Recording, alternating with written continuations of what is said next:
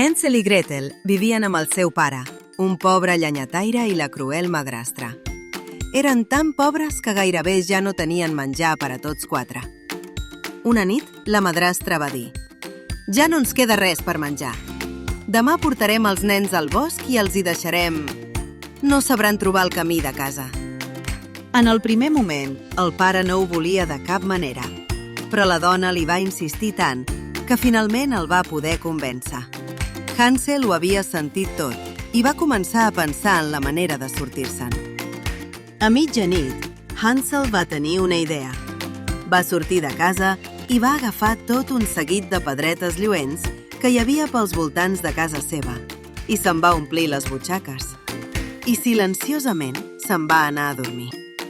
L'endemà la madrastra els va portar ben endins del bosc. De tant en tant, renyava en Hansel perquè es quedava enrere, ja que dissimuladament anava deixant les pedretes que havia recollit la nit anterior. Quan van arribar en un lloc prou llunyà, la madrastra els va dir: «Espereu-vos aquí fins que tornem. No trigarem. Mentrestant, aneu recollint llenya».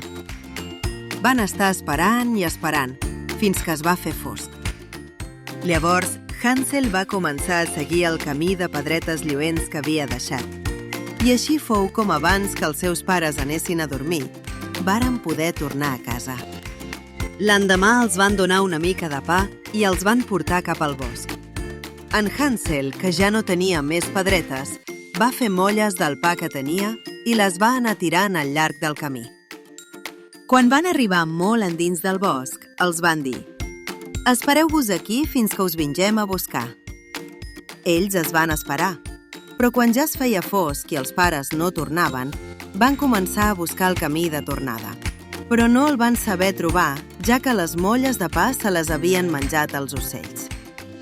Tot d'una van veure un ocell negre que volava a prop d'ells i que de tant en tant s'aturava, semblava que els volgués indicar el camí. El van anar seguint i van arribar a una caseta construïda de dolços, bombons i altres llaminadures. Aquella casa era d'una bruixa i era feta de llaminadures per atraure els nens i després menjar-se'ls. Així que quan els nens s'hi van apropar, la bruixa els va fer presoners. Com que en Hansel estava molt primet, la bruixa el va tancar en una gàbia i l'alimentava bé per anar-lo engreixant abans de menjar-se'l. Mentrestant, la Gretel havia de fer les feines més pesades de la casa. La bruixa vigilava cada dia si en Hansel s'anava engreixant, però el noi, que era molt espavilat, va agafar un osset de gallina que va trobar dins la gàbia i li allargava a la bruixa quan aquesta li deia que li deixés tocar un dit per comprovar si s'havia engreixat prou. La bruixa, com que era velleta i no hi veia gaire bé, no s'adonava de l'engany i sempre trobava que en Hansel encara estava molt escanyolit. Així van anar passant setmanes, fins que va arribar el dia que la bruixa va decidir que Hansel hauria d'estar ja prou gras per a ser menjat i va ordenar a Gretel que mirés si el forn ja estava ben encès. «No sé com s'obre», va dir la Gretel. La bruixa va anar cap al forn i va dir: «Mira, fixa-t'hi bé i aprèn-ne». Però quan la bruixa va obrir el forn, ràpidament Gretel li va donar una bona empenta i va tancar la porta amb la bruixa dins.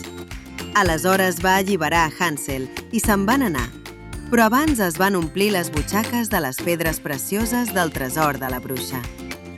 Els nens van fugir pel bosc, van córrer fins a arribar a la vora d'un llac i un cigne blanc molt bonic es va oferir per portar-los a l'altra banda, on van trobar el seu pare que els estava buscant.